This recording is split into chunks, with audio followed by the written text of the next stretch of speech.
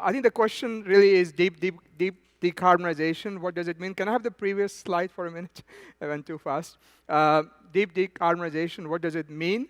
And really, this is supposed to be a discussion both about what is deep decarbonization and also about what we are actually doing, what the world is doing on that. We have 4 terrific speakers, very experienced on the topic to talk about. To my left, immediate left, is Didier, who is EVP at ENGIE with a lot of experience in the energy sector.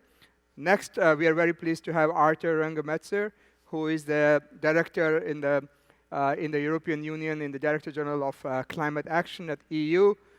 Professor Smil from University of Manitoba, and then another professor, David Victor, from the Deep Decarbonization. Did you rebrand for this conference? Just finished rebranding 5 minutes ago. Okay, excellent, David. It's great that you are very much, branding is great. So we have 4 great speakers to talk about it. And the question really, as I said earlier, is about what does it mean and how do we define it. I'm going to start with Artur first to talk about how does the European Union thinking about deep decarbonization. Yes, we are thinking of it, and we have been making a proposal. We have been looking at that in great detail, but we haven't done that in our little cubicle in the European Commission. What we have done first is to go around to industry in order to see what do they have in their drawers that can solve the problem.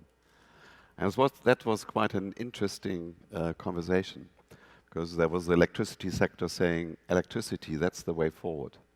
There's ENGIE, the gas guys, coming and saying, hydrogen, that is really the big part of the solution.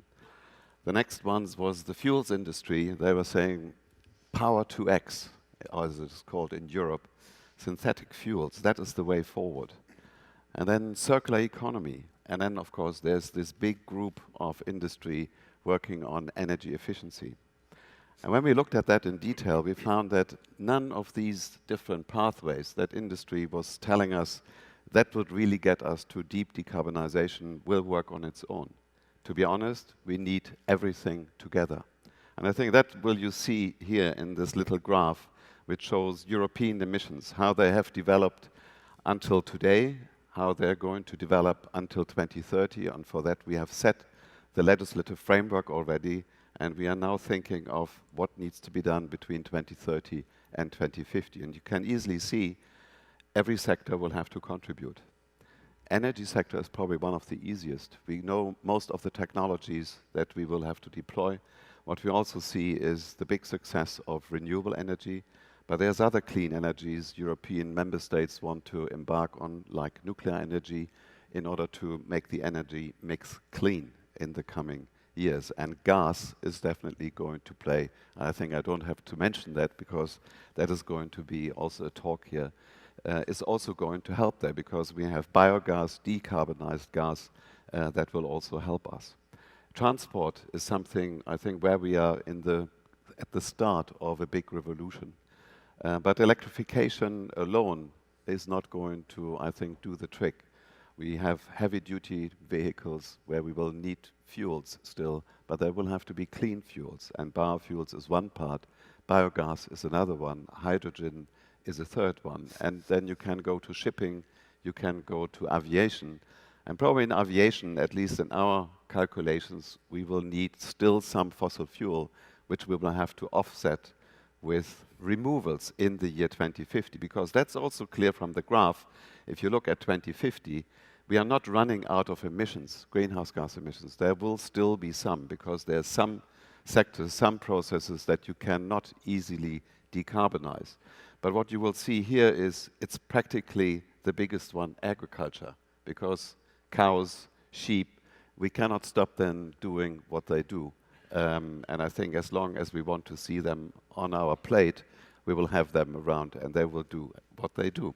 So that will have to be balanced with new technologies like direct air capture to receive some of the CO2 from the atmosphere. But we can also use the natural way, as it has been happening over thousands, millions of years. That is the natural vegetation that can suck up, and we can try to manage that in a better way. I think agriculture has been mentioned from time to time in this conference, that is going to be a key player in the year 2050. And also what is important is there is not a single blueprint to that. Even if with this graph it might appear that we know it all and it's only one way of doing it. No, you have these different technologies and you can combine them in different ways. So there is political choice that is necessary. The last thing I want to say before maybe we go into a more interactive mode is nobody should leave the room and say, Mr. Runge-Metzger has said this is easy peasy. No. I think what is important is that from a technological point of view, I think we believe the engineers, they are clever all around the world. They find the technological solutions. When you look at the economics, I think even that we can make work. But what is going to be the most difficult part is to have the politicians to take these bold decisions and to take the population with you. Because there will be some losers. So the whole discussion in Europe is not only how do you get there in 2050 in an efficient manner, but also how do you get there in a fair manner and to make sure that those who are going to lose out, and some of those are in the fossil fuel sectors, how do we take them along with us in order to make sure that they have well-paid jobs also in future? And that is a particular focus on this in this strategy in Europe. Very good. So that's a good setup. I want to come to you, Didier. So within that context of European Union, how does ENGIE think about decarbonization? Okay, thank you, Atul. I'm very happy to be there, and thank you for inviting me.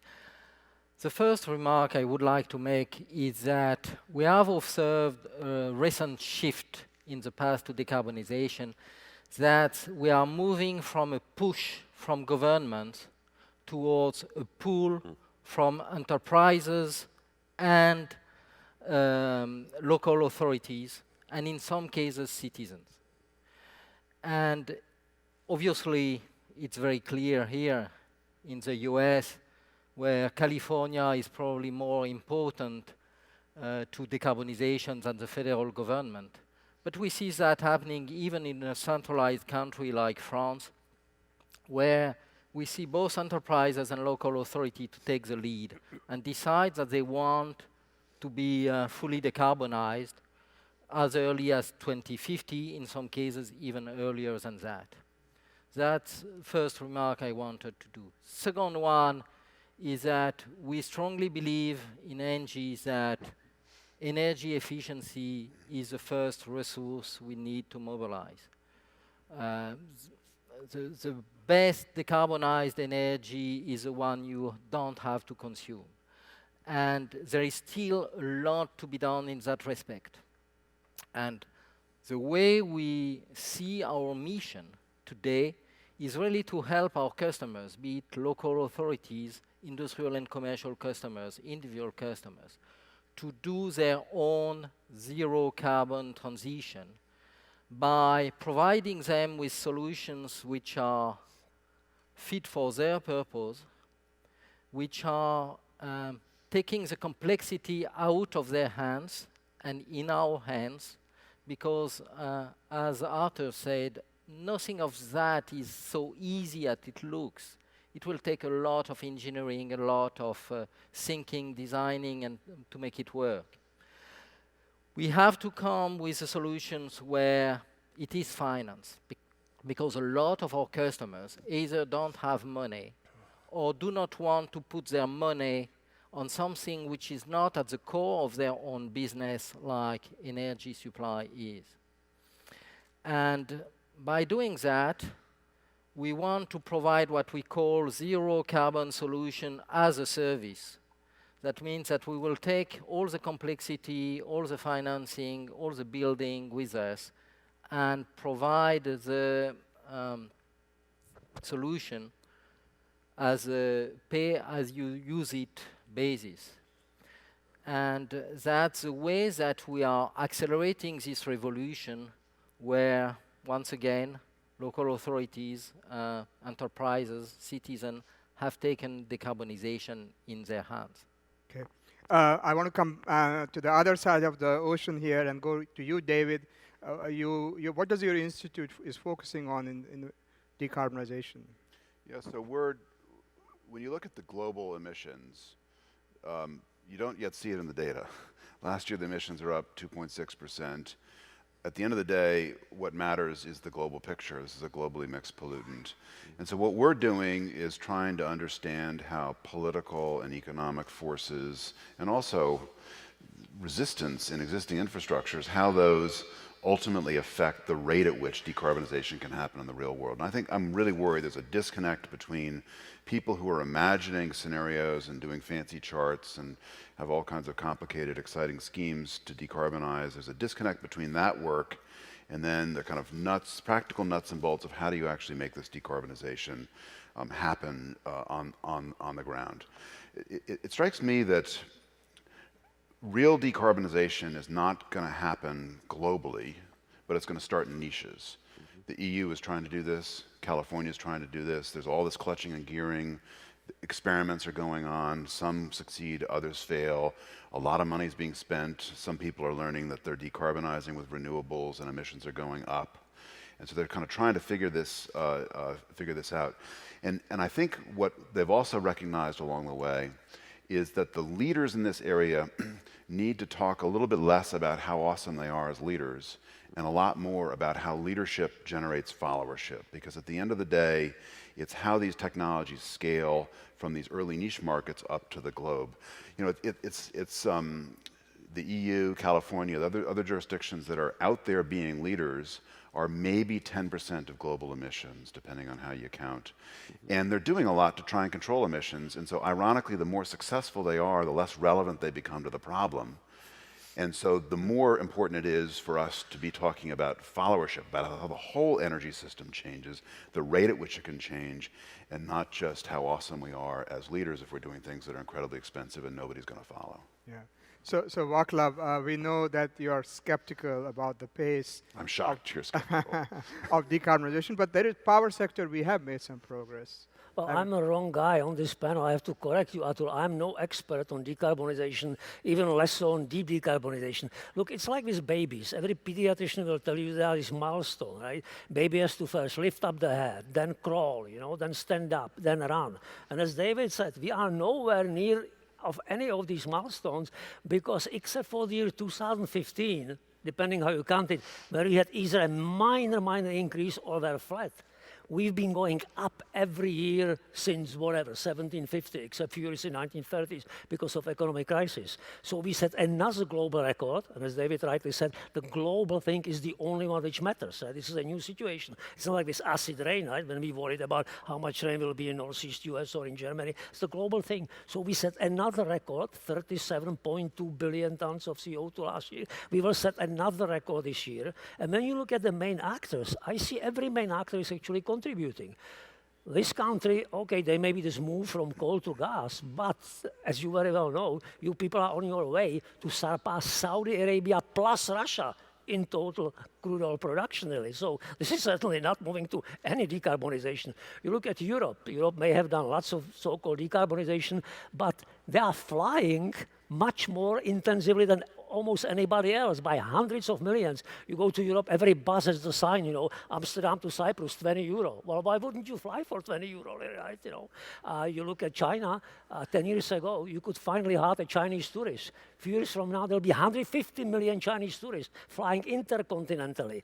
And the latest Chinese forecast, Chinese originally said, we will stop the growth of our energy consumption by 2028, then 2035. Now, the latest forecast by China National Petroleum Corporation is 2045. So also China went from 20 gigajoules to 90 gigajoules per capita per year, most rapid expansion. They still want to keep going up until 2045. And the same is true about India. India will not stop any. So you look at these major actors, US, EU, China, India, all of them are contributing, and as a result of it, the global emissions are smartly rising, and I just don't see any reversal in any time. So first, like this, that baby, this milestone, first we should decrease the rate of increase of the emissions, right? That will be number one. Then we should stabilize the emissions. Then we should bring bring them down in a, I hate that word, in a sustainable manner. So they would go down year after year, and then we would be ready to walk and run, really. But we are not even to lifting the head. We are like a helpless baby, you know, a couple months old and still, you know, struggling just to look out. And so we have a long way before any type of decarbonization, even a shallow one, so to speak. Okay, well, there is a pretty big challenge here. So maybe I go to you, Didier. I mean, you know, you're a big company in Europe. How do you respond? Power sector seems to have done well, at least in Europe. But Well, even Europe is very unequal. You know, France, for historical reason and the choice of nuclear energy, is very low in carbon emission. But Germany, because they did give up nuclear and they refueled their coal-fired power plants, has been going up. So situation is unequal.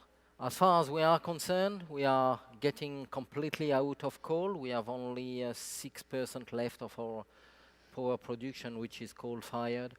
We move into low carbon, a bit of gas, a lot of renewable, bit of heating district network, cooling district network, and things like that. Other efficient solutions. Honestly, I think the power production is probably the easy part. yes. At least in countries which can afford it. The main issue with power production is 1,900 gigawatts of coal-fired power plants, which are concentrated in relatively poor countries, many of them coal-producing, would have no real other option today. And that's where the bulk of the problem is, and that's the reason why, as Professor Vaclav mentioned, we do not see any reduction in global emission. And the first step would be really to be able to replace most of these coal-fired power plants by gas-fired power plants. Then we will see a significant decrease of the CO2 emissions.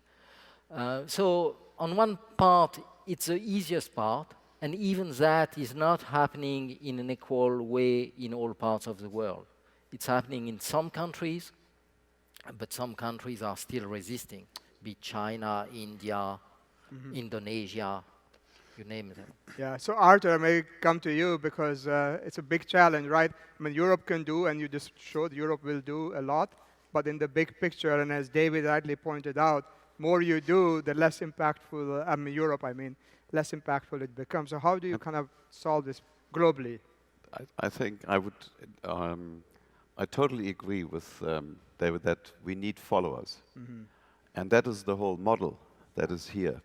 Because I remember a conversation with an Indian negotiator about 20 years ago. And the only one thing he was saying is that, you know, you tell us all your nice graphs and so on, but you need to show us. The power lies in the example.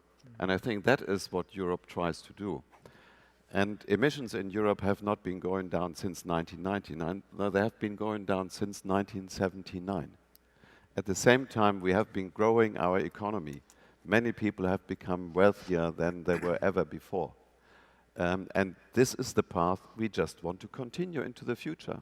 So like Vaclav was saying, okay, if that is the trend into the future, it's exactly what we want to do. What we started in 1979, we want to continue into the future, and we want to accelerate.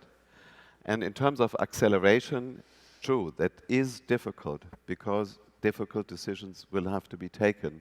It has to do with where do you get the additional investment from. But at the end of the day, it can work.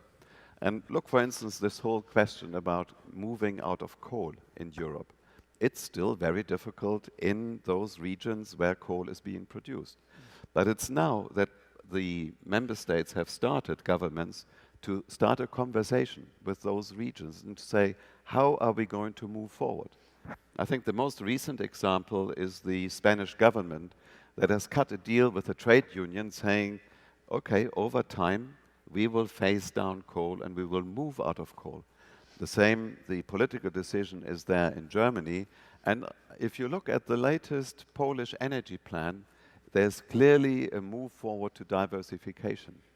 Looking at offshore wind in the Baltic Sea is something who would have imagined that 15 years ago in Poland.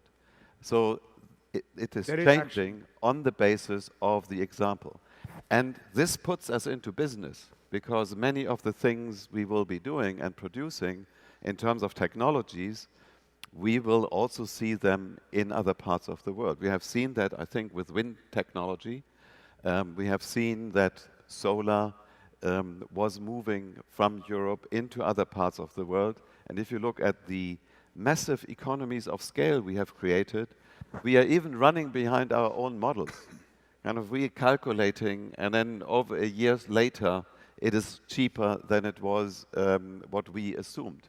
And if you look at the International Energy Agency, some of their forecasts in the past, and you list them up, show them in a beautiful graph, you see how wrong they were, how things were moving faster than what people were assuming. So it's a good segue to David. I mean, one thing we have heard from everybody is around gas as a key path, coal to gas. What do you think, how realistic that, not just in the US where it has happened, but outside of US, particularly in Asia? Yeah, I think this really goes to the question of how quickly can this happen? Mm-hmm. If I can kind of channel my inner Vaclav here for a moment, is this a 50 to 70 year complete turnover of primary fuels infrastructure problem? Or is this something that, being serious about the rates at which technologies can change, can happen a lot faster? In the case of the United States, we've seen not deep decarbonization, we've seen shallow decarbonization because of the gas boom. And that's because it's inside an existing infrastructure where basically power plants are competing to generate electricity and nothing else has changed. And so I think there may be other places in the world where we see that happen. But I guess I'd say two things about gas. One is this, just crucial to underscore that if we're actually talking about deep decarbonization, which means roughly zero is a really small number, that gas brings you down a bit, but then you need to have a theory for where you're going to go beyond that. And so, and the second thing I'll say about gas is I think, in some sense, this will be the great test of whether we're serious about deep decarbonization versus whether we're just going to be kind of monkeying around at the margins and declaring, Miller time, we're ready to go. It is that if we actually start to decarbonize the gas infrastructure, whether it's hydrogen blending, biogas, I'm a little skeptical about the scaling of biogas, more optimistic about the hydrogen blending, then that's a sign that we're actually committing resources strictly for the purpose of decarbonization and in a way that can generate followership and scaling globally. So I think that actually will be the most and central demonstrable challenge for the industry. Yeah. So Vaclav, there's a good point about the fact that even the best forecasters like IEA have been wrong. So how do you respond to that? And the gas in particularly, do you agree that gas has a very important role to play? Well, not quite, because people always talk about electricity. That's a very, very easy part, as difficult as it may be. People forget about the fact that we need fossil fuels for infrastructure. Before the Chinese started their economic modernization, big Deng Xiaoping in early 1980s, they were producing less than 100 million tons of steel. Now they are producing 1 billion tons of steel, for which you need 1 billion tons of coke, fundamentally. Right? If India would do China, and within 4 years, India's population will surpass the Chinese population, there is another at least billion and a half of tons still needed in India.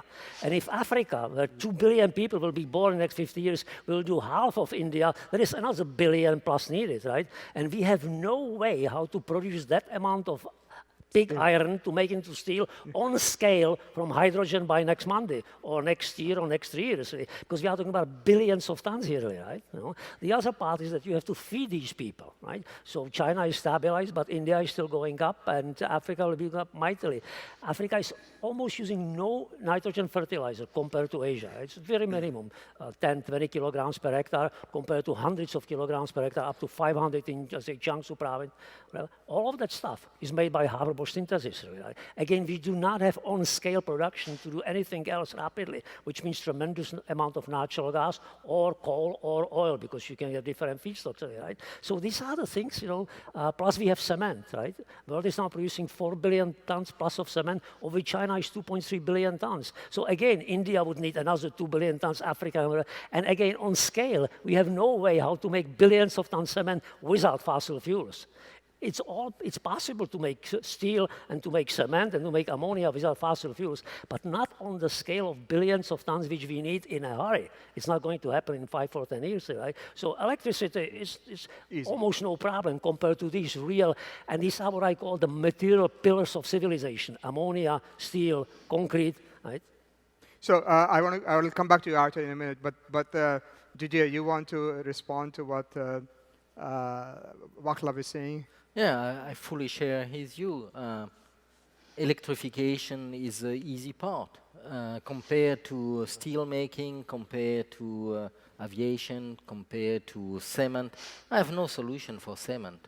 But as far as steel is concerned, fertilizer is concerned, explosives and so on, we strongly believe in hydrogen. And not only we believe in it, but we put our money where our mouth is, and we have announced a few weeks back that we will start building a big renewable hydrogen plant in Western Australia with Yara to make ammonia and make fertilizer. Yes, it's not billions of tons. Regretfully, we cannot start at this scale, but we are speaking tens, hundreds of megawatts. And we really want to demonstrate that green hydrogen, massively produced, can be done, and it will have an impact on cost. It will start reducing cost, and then we will go into a snowballing effect that the more we reduce the cost, the more industrial companies will be interested in green hydrogen, and it starts doing something. Can you say very quickly what is green hydrogen? How do you define that? Green hydrogen is hydrogen produced from green electricity, be it wind or solar electricity, through electrolysis of water, and you produce pure hydrogen that you can put into any industrial process, or you can store it and reproduce electricity through a fuel cell when you need it. Yeah. So, Artur, you want to respond to both? Just to add, you can also do it with gas, where you strip off the carbon molecules. That also gets you to hydrogen. But that's pretty expensive, right? Because you'll have to store that carbon somewhere. Indeed, but it might be part of the solution as well. But you want, of course, the very expensive things, you want to have as little as possible. I think Vaclav, I can see he's very impatient. And I don't think that we have to be that impatient. If you look at this transformation and how much time we have, and you look at the last IPCC report, you talk about somewhere 2060, 2070. So you have about 4 decades time to do this. And as you have seen, the proposal in Europe is to do it earlier in order to set the example. Even in the kind of calculations we do in Europe, you don't need to change to green steel tomorrow. You don't need to do that in 5 years and not in 10 years. But you need to have the technology ready somewhere 2035, 2040. So the next step that is really immensely important is, first of all, to demonstrate it can work. Right. Because large industrial installations, anything can happen. And that, I think, is we are determined in Europe to do. You go to some of the steel works in Europe, like in Sweden, like in Germany, like in Austria. They all have their plans ready in order to do a kind of at-scale commercial hydrogen steel plant in order to see how that can work. Because we know we'll build it and it's not going to work as we wanted it to work. We will have to learn. So we'll have the next 10, 15, maybe 20 years to really learn on these difficult things. On the cement side, clearly, that is really one thing where you will have to have carbon capture and storage. Sorry, that is going to happen. Or what we are going to experiment with is the utilization of CO2. That is also something that is important. So we know that we have a kind of natural carbon cycle with agriculture and forestry and land, but maybe we can also have an industrial carbon cycle where you try to capture where it is economical and then use it for chemical processes, because in chemical processes you will also need carbon. And I think, let's say personally, I don't like the term decarbonization, because we will need carbon in order to run our economies, even our own bodies.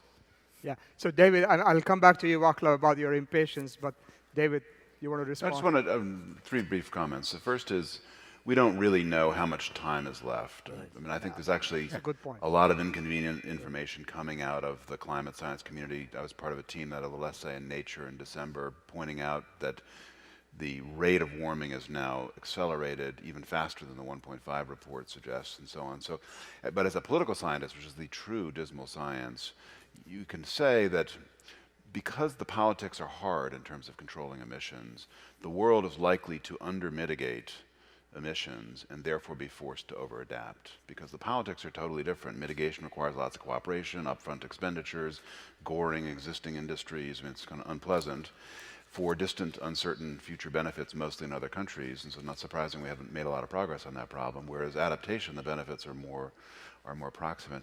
I think to me what's interesting about the energy business right now is there are plausible arguments being made about the different energy carriers, about electricity and decarbonizing through electricity, about hydrogen, about biofuels as a potential energy carrier.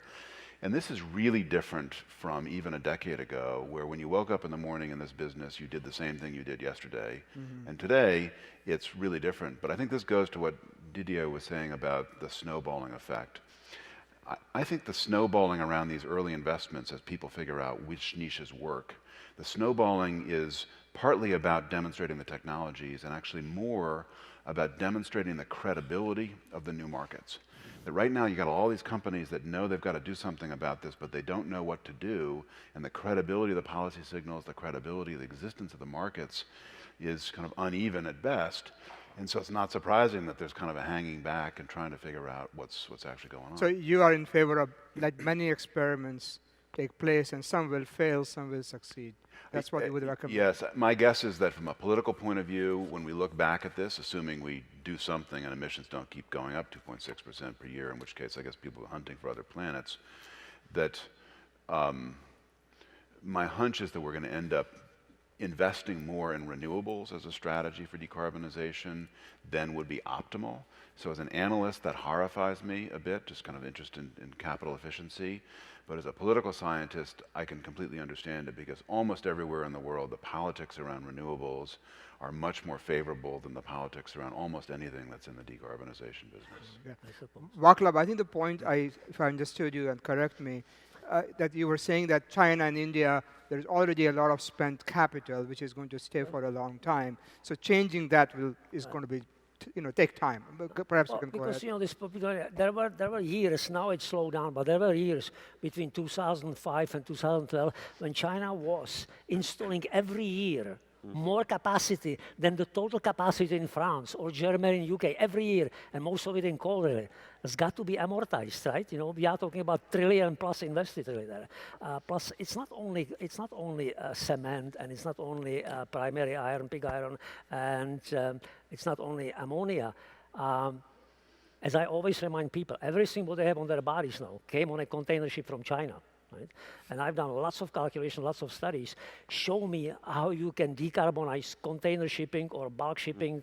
This is you can do it if you have batteries of something like 300 to 2,000 more power energy density than we have right now. Yeah. And of course, decarbonizing flying, that's another story, right?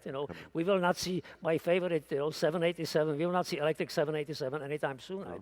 And I'm not impatient. What I'm saying just simply, when people who need it, Europe is a different story. Most European countries are either dying out or have no population increase. By 2050, European population will be pretty much the same as it is now, really, right? So it's not growing. But people who are growing rapidly, they need things rapidly. So they invest into ready, scaled technology. They'll build a whatever coke plant and give me that. They will not be waiting for some hydrogen to appear whatever 10 years from now. And so basically, this is what India is doing, right? I keep reminding people. Official report by Indian government, which you are well familiar with, says coal will be our main source at least until 2047, and so will do in Africa. I mean, I hope most people are aware that in African countries today, there's a tremendous boom of looking for fossil fuels, tremendous boom of opening up oil fields, coal fields, natural gas fields, right? Everywhere you look in Africa. And it's not reported because in North America, we do not report so much news from Africa. But these countries are in a hurry. They want to, live like China did very rapidly. So, different measures.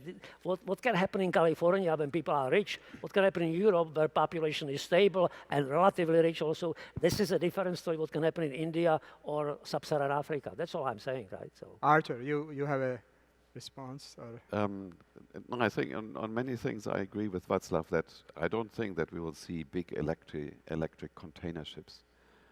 Again, what we see in Europe is that the first ship owners start gasifying their ships.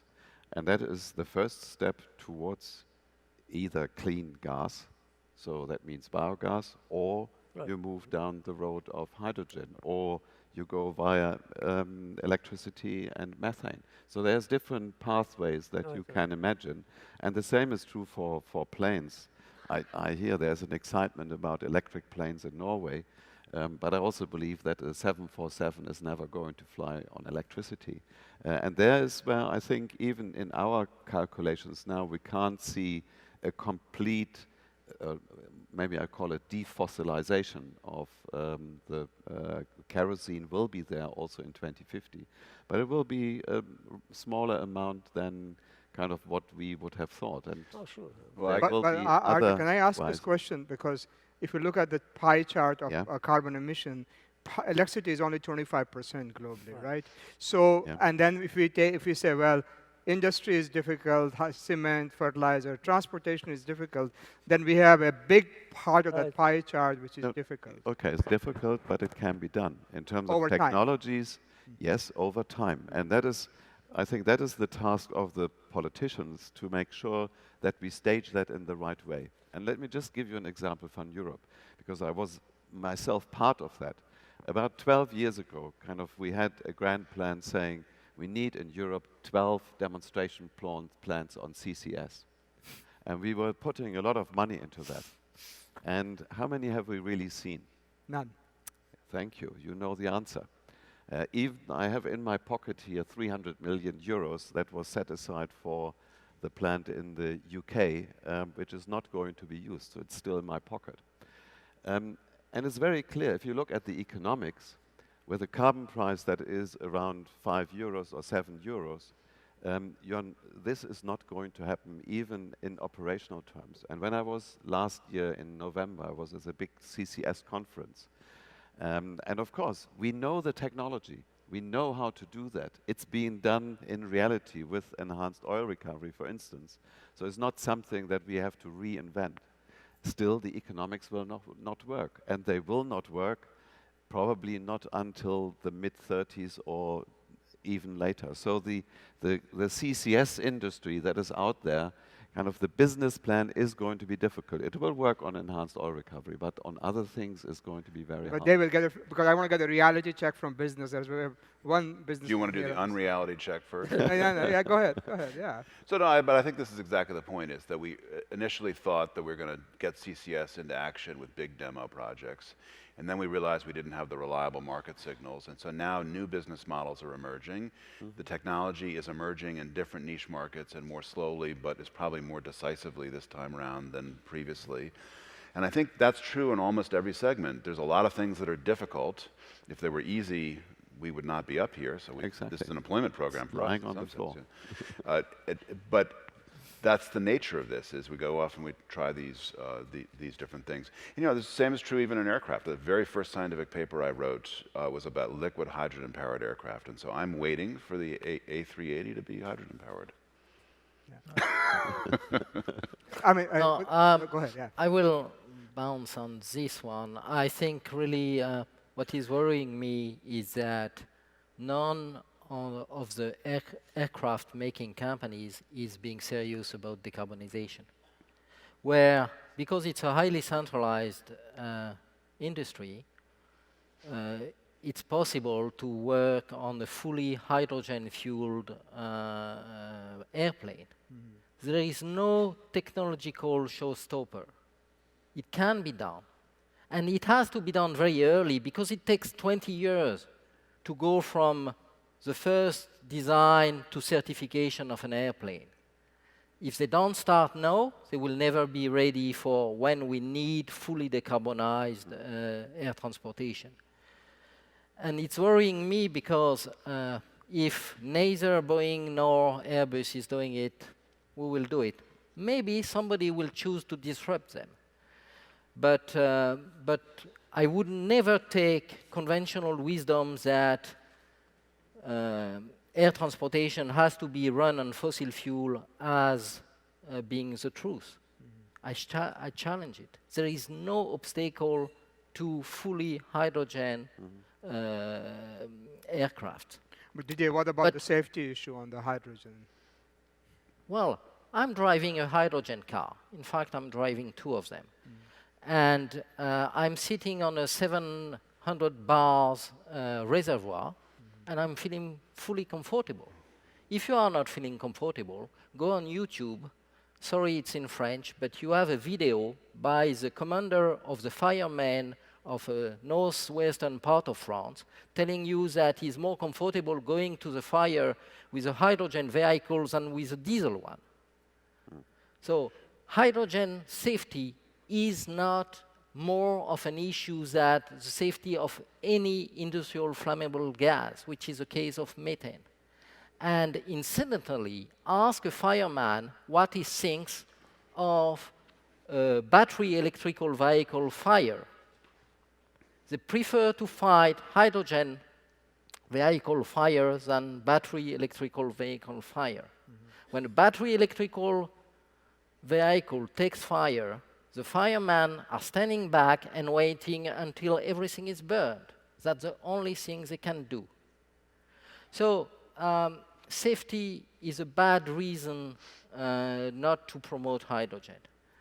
But going back to the more global issue, we are not saying that everything of that will be cheap. It will cost money. We will have to convert full industry to a different business model. But what makes us hopeful is that we already see some of them moving. You mentioned the steel maker. I mentioned fertilizer maker. We see some other industry, explosives, chemicals, petrochemicals, who are coming to us and asking, do you have a hydrogen solution? We would like to test it. So we really think things are moving. And in many industries, hydrogen will be the solution to full decarbonization. Okay.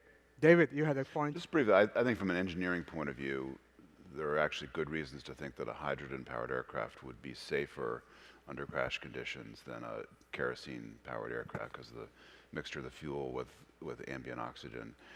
I think the issue, though, for the aircraft manufacturer is actually different, that they increasingly see that they're going to have to do something plausibly about carbon. The EU threats of access to airspace and so on made that palpable. They went to the International Civil Aviation Organization. They worked on some kind of forward-looking rules that are not aggressive enough but are a start. I think the bigger problem is nobody really knows what the right platform is, because it's plausible to tell yourself, as an aircraft manufacturer, an engine manufacturer, there's a biofuels route here, in which case then the change in the entire design of the aircraft is much less radical, and you're not talking about a $20 or $30 billion development cost for a completely novel design that'll have all kinds of airspace access problems, let alone fueling infrastructure problems on the ground, but it'll be something that's actually more familiar. And I think that's where we are right now in the industry. Yeah. I'm going to, Vaclav, I'm going to give you the last word since you said you were the wrong person to be on this panel. Just few corrections.